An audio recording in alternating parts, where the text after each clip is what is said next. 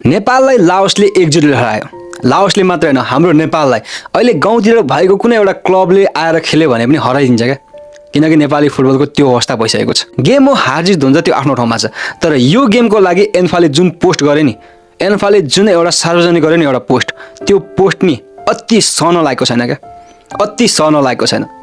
एन्फाले आज यो गेमको लाइभ हेर्नको लागि फिफा प्लसबाट लाइभ दिन्छ भनेर एउटा पोस्ट बनाएको थियो, एउटा पोस्ट गरेको थियो। त्यो पोस्ट अनुसार हामीले लाइभ हेर्न मिलेन। यानि नेपाली जनताले त्यो पोस्ट अनुसार लाइभ हेर्न मिलेन, किनकि त्यो एप्सले लाइभै दिएन। त्यसरी लापरवाही गर्न मिल्छ भने क्या। जबकि लाओसको अफिसियल पेजले लाइभ दिइरहेको छ भने कुनै पनि एउटा जानकारी बिना फिफा एप्सले लाइभ दिन्छ भनेर पोस्ट गरेर के नेपाली जनतालाई भ्रममा पार्न मिल्छ? कि लाओसमा पठाएको खेलाडीहरूको खेल नहेरोस् भनेर, जनताले नहेरोस् भनेर त्यो पोस्ट गरेको? के भ्रम फैलाउनु खोजेको हो क्या? यो भन्दा नि धेरै सहने ठाउँ छैन क्या। अब यदि सकिन्छ भने अफिसियली पोस्ट गर्नु, अफिसियली जानकारी गर्नु। यदि सकिँदैन भने नगर्दा हुन्छ क्या। म चाहिँ के भन्छु भने यो पोस्ट जसले बनायो, यो पोस्ट जसले पोस्ट गर्यो त्यो व्यक्तिले सार्वजनिक रूपमा साँच्चै भनेको माफ माग्नुपर्छ क्या। यसको जवाफ दिनुपर्छ।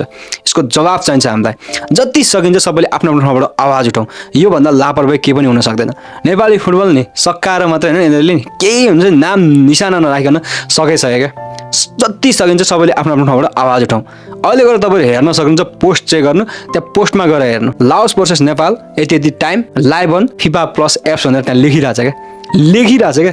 जबकि फिफा प्लसले लाइभै दिएको छैन क्या। यो अति भयो। सबैले आफ्नो ठाउँबाट आवाज उठाउनु होला। र तपाईँहरूलाई यो विषयमा के लाग्छ तपाईँहरूको मनमा लागेको र कमेन्ट गर्नुहोस् र भिडियोलाई जति सक्दो सेयर गर्नुहोस् कि तिनीहरूलाई पनि थाहा होस् कि आज गेम फिफा प्लसले लाइभ दिएको रहेनछ भनेर।